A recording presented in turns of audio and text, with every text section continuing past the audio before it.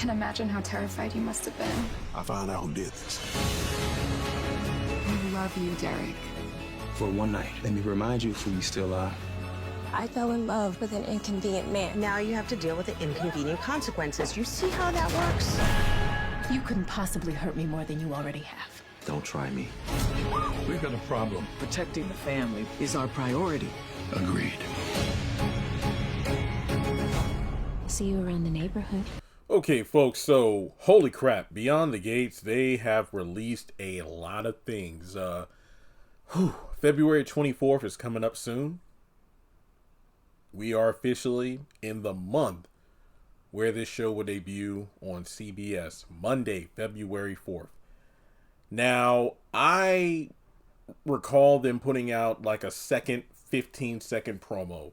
Then about a week ago, they put out the official trailer, which was like a couple of minutes long. Then, believe it or not, I finally sat down to watch that trailer. And I was taking all my notes. Because, you know, with Zatima finishing up season 3, I was focusing on that. And I said, Beyond the Gates, it makes sense to kind of wait to do the content for the show the closer we get to the actual release date. So I said, you know what? Early February, I'll finally do the Beyond the Gates stuff. And here we are now. So this afternoon, January 31st, I was wrapping up the notes and I said, okay, I got a page full of notes for this trailer. I'll record the audio later today. 5 minutes later, my inbox blew up because people were sending me a link to TV Line and YouTube, because not only did they drop another article going over the show, but they actually put out an additional trailer, which ironically enough was the same length as the official trailer, but it was full of different scenes and dialogue. So I'm like, thank goodness I opted to wait. That way I wouldn't have to do 2 extensive trailer breakdowns. I can just do one. Now, first of all, watching both of these trailers, I am more excited than ever to watch this series when it drops in a few weeks. I think I'm in love with Carla Mosley, aka Danny Dupri. I mean, she is the wild card, and I mean, if nothing else, she looks like an older Myra from Family Matters, but even more unhinged. Because if you grew up watching Family Matters or the Urkel Show, whichever you want to call it, during those last couple of seasons, they kind of tweaked Myra's character to just be like an unhinged stalker. But when it comes to Danny, you can completely understand why she's so unhinged, given the fact that, see, I didn't know that there was an affair going on between her ex-husband, Bill, and Haley. I thought it was just a situation where they got a divorce for whatever reason. Maybe, you know, they grew apart or something, and now she's feeling spiteful because, you know, Bill moved on. But no, it was an actual affair. So, holy crap. Also, if you're a Zatima fan, I didn't realize it until it was pointed out to me. Freaking Malachi, Malachi from Zatima is in this show. He's actually portraying, let me get it here. I'm on TV Line right now because it's a lengthy article with all the characters. Brandon Claiborne is playing Martin Richardson. He's the son of Nicole Dupri and Ted Richardson. So essentially, he's the grandson of Vernon and let me get the names right, Anita Dupri. And of course, you know, we have Haley portrayed by let me get the name. Like I said, please excuse the scrolling. Marquita Going, she portrayed Valerie in Zatima. So we have 2 actors from the Zatima series who are in this show. But yeah, I got a lot of notes to go through. And like I said, I tried to be as thorough as possible. The only character I don't think I could have identified was the young girl who was in that car accident, who's in the hospital. I believe she's probably the daughter of Nicole. But then again, she is a doctor. Wait a minute, hang on. Her success in life extends to her marriage to her surgeon husband. So I believe doctor, as in she's a doctor, so it would make sense for her to be in the hospital with the girl. Okay, but let's get into it. Side note, Angela Robinson, aka Veronica Harrington from the Haves and the Have-Nots. I hope at some point she is written into this show because she would be the perfect fit. Yeah, make it like a crazy, tie into a Tyler Perry show. No, I'm not saying Tyler Perry needs to be involved with this show, but have it where it's like Veronica didn't die in the series finale, as we all think that she didn't. I feel like Laura was sent as a body double and she got shot instead of Veronica, and Veronica fled to another state, another city or whatever to start over, and this is where she thrives now. That's all I'm saying. That's a free idea, writers. There you go. All right, so there is a lot to cover, and I will try to be as thorough as possible. All right, so before getting into the trailer breakdown, I'm going to leave links to both of the trailers so you can check those out. They'll be in the top comment. And I tried to be organized, keeping in mind I have a page and a half of notes. So pretty much here, we have this incredible suburb just outside of Washington, D.C.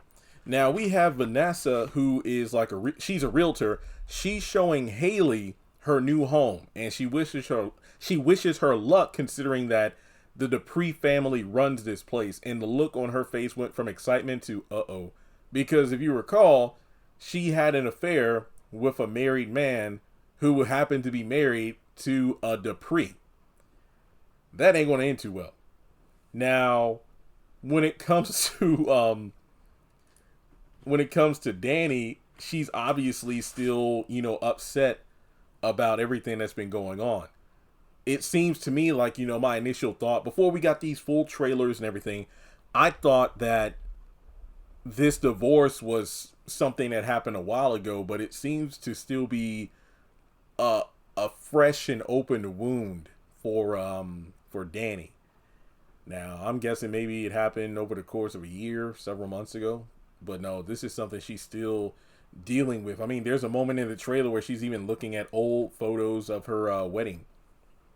Because we go over to like to her home, and she's just mad about something. She throws a mug and then it smashes. Vanessa comes in. She's actually, I believe, next door neighbors with Danny. She's like, oh, well, so much for asking for a cup of morning coffee. Now we get Anita talking to her daughter. She's talking with Nicole first about how, hey, have you talked to Dana at all about, everything that's been going on? And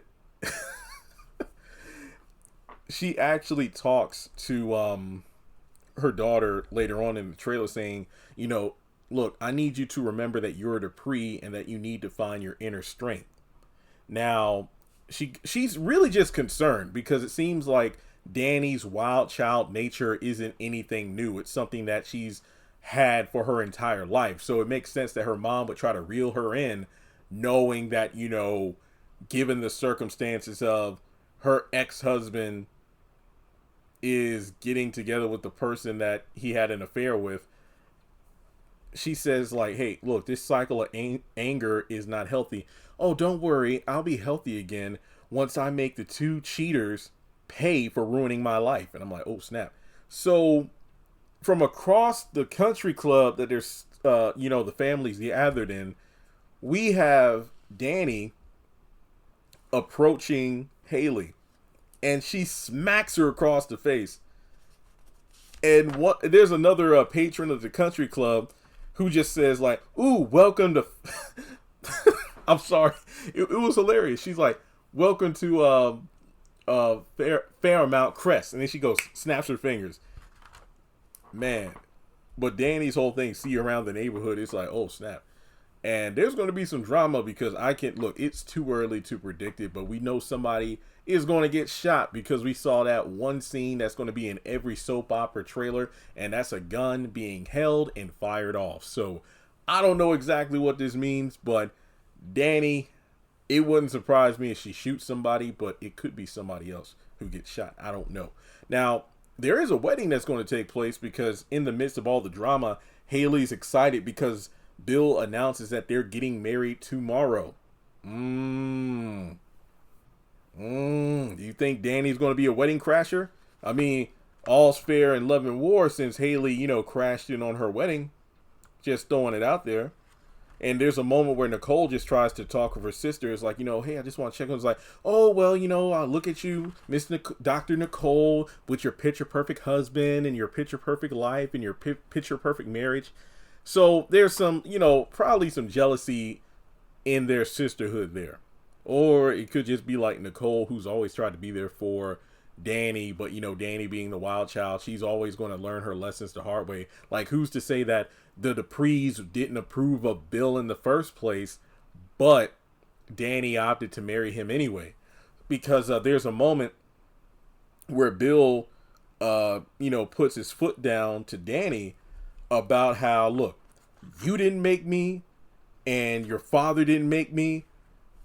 Essentially saying, like, Bill, it gives off have and have not vibes, or, like Jim Cryer, he was like the all-American football star of the high school team, but he didn't come from any sort of wealth.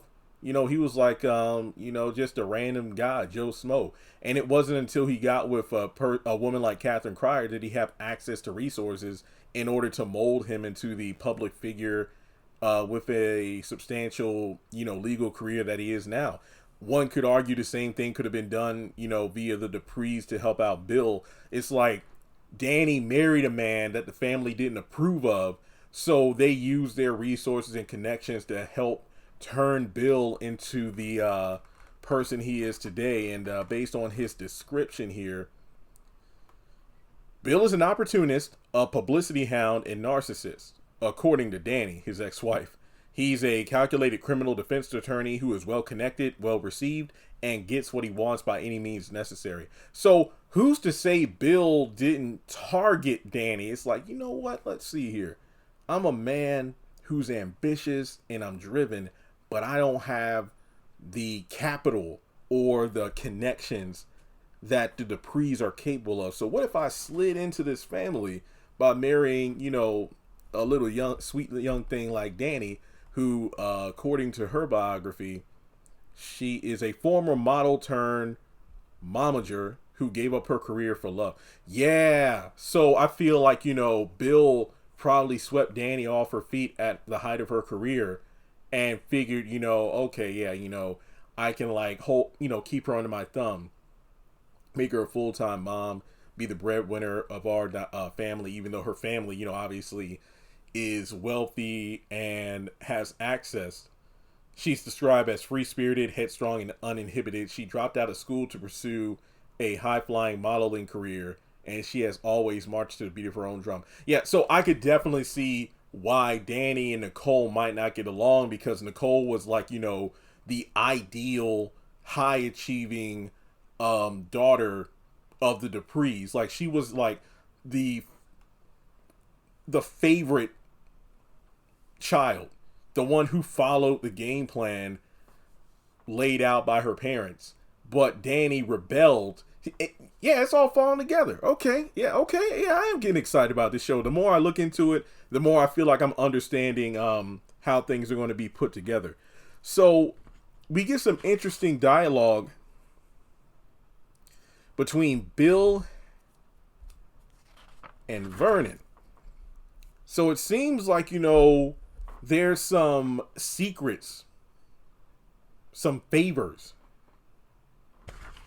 that went on between the two. Because Bill shows up to the house and goes, there have been a number of times when you or a member of your family needed a favor, and this is a situation where you owe me, so have a nice rest of your day. And then later on, he's talking to Bill again. It's like, tonight we bury your influence over my family. So it seems like, again, opportunist Bill has been using his own career and connections to help out the Dupris from time to time. So now he's trying to cash in. I don't know exactly what this means in terms of like what exactly Bill is looking for or what kind of favors Vernon has asked for in the past. But this is leading up to some juicy drama here. Now, aside from that, on a lighter note, Anita at the country club, she's excited to be with the rest of her family. So it looks like in that first episode, we're going to have that country club scene where we have all the Dupris coming together. So that's pretty good. And we go over to Oh yeah, also one more scene between Bill and Danny where she's like, oh, you know, the part where she goes into his office at work, takes a golf club and just knocks everything off his desk and points the golf club in his face. It's like, you couldn't possibly hurt me more than you already have. Bill's like, don't try me. So we know where that's going to end up. Anita and Vernon have a discussion like, you know, hey, we have a problem. And Anita's like, protecting the family is priority. And Vernon goes, agreed. So it seems like this is probably in reference to the Bill situation. You know, like Bill's asking for a favor. So it's like, you know, we probably got to do what he says for the sake of the family. And another new character we have here is Andre. He is a photographer. He's the sophisticated nephew of Ted Richardson. Let me see if I can find Ted. Yeah, Ted is Dr. Nicole's. Yeah, Nicole's husband. Yeah, Nicole's husband here. And yeah, Ted's son, older brother of Kat. He's a congressman. Oh, sorry about that. Reading the wrong one. Sorry. Okay, nephew of Ted. Andre lost his parents in a plane crash and inherited a double fortune, which allows him to live his bliss life as a photographer. Nicole and Ted stepped up for Andre when his parents died, and he depended on their support and wise counsel. A playboy who's pretty much smooth on the surface, there is something elusive about him that occasionally makes people question his intentions. I believe he is the one who seduces Danny in the trailer, saying, look, for one night, let me remind you who you still are. And it looks like they have a good time together. That lucky man. Also, being a photographer, he actually helps out Chelsea, who is the daughter of Danny and Bill, because she is an inspiring social media influencer. She's been a reluctant high school fashion model since she was 18. So essentially, it seems like Danny is pushing her former modeling career on her daughter, but she has a vision of wanting to do her own thing, like, you know, designing purses and creating her own brand. Because while it looks like Andre is the photographer here, she's thinking like, you know, look, if I can get this purse line out, it can compete with the Kardashian brand. So that's a pretty good, you know, plan there. And speaking of like legacy, we have Vernon talking to Martin about asking if the legacy is a burden. And he's like, yeah, it's a lot to live up to. And in terms of Martin, he's married to Bradley Smith. And Martin, he's following in his grandfather, you know, Vernon, his path into politics. And he has the ambition to be the first openly gay black president. There's a moment where these two are talking, Martin and Bradley, and he's like, look, we can't just look like an ordinary family. We have to be extraordinary. So rounding things out, yeah, there's only a couple more things. Holy crap, this video is going to be 20 minutes long. All right. So over at Haley and Nicole, yeah, it looks like Nicole and Haley are talking, possibly in Haley's new home. Haley's confiding in Nicole, hey, I fell in love with an inconvenient man. And Nicole's like, well, now you have to deal with the inconvenient consequences. See how that works? Which is kind of funny because it's like, hey, I'm the person who stole your sister's husband and now I'm in trouble. Tough luck. So there's an interesting scene where we have a young girl. I can't identify which character this is. This is the young girl who was in the car accident and ends up in the hospital. But she looks like this person is run off the road by a person on a motorcycle. And it looks like this entire scenario was orchestrated by Dana Leslie Thomas. She is a longtime waitress and bartender. She's not wrapped all that tight and she's intense. But she's charming and easy out in the world. The only person who sees what's disturbing about her is her daughter, Eva. And very soon, all will see what is unsettling about her, too. And in terms of Eva, let's see here. Eva is Leslie's daughter. Okay, Nicole's new assistant, who vibrates with intensity and purpose. She's determined to right a grievous wrong done to her mother as soon as the opportunity presents itself. So perhaps she had something to do with the car crash, because in the hospital it's listed as, you know, possibly attempted murder, like somebody tried to run this character off the road, and it's a matter of figuring out who did it. Then we have the character Ashley. She is Naomi's best friend. She's the only child of a young single mom. She's a latchkey kid who has never been afraid of rolling up her sleeves. She's a nurse at DC's Memorial Hospital and has the perfect temperament for her job. We even have a scene where she delivers a baby on an elevator. And she is girlfriend to Derek, who's a firefighter and is fearless, holds nothing back, and goes into a zone when he's fighting fires, which is almost personal for him rather than just a professional calling. He can fix almost anything. So essentially, you know, there's going to be some drama here. There's going to be some attempted murder. Maybe Leslie was wronged by the Dupri family in some way. Maybe. So Eva working for Nicole could be some sort of like, what's the word I'm looking for? Sleeper agent, long-term revenge scheme. So aside from that, let me just look at my notebooks real quick, because I think I covered everything.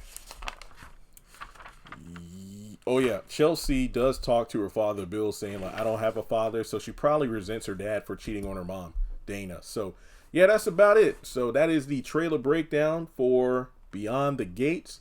If more news comes, feel free to send it my way. Social media links are in the description below. Like and subscribe, and I'll catch you in the next video.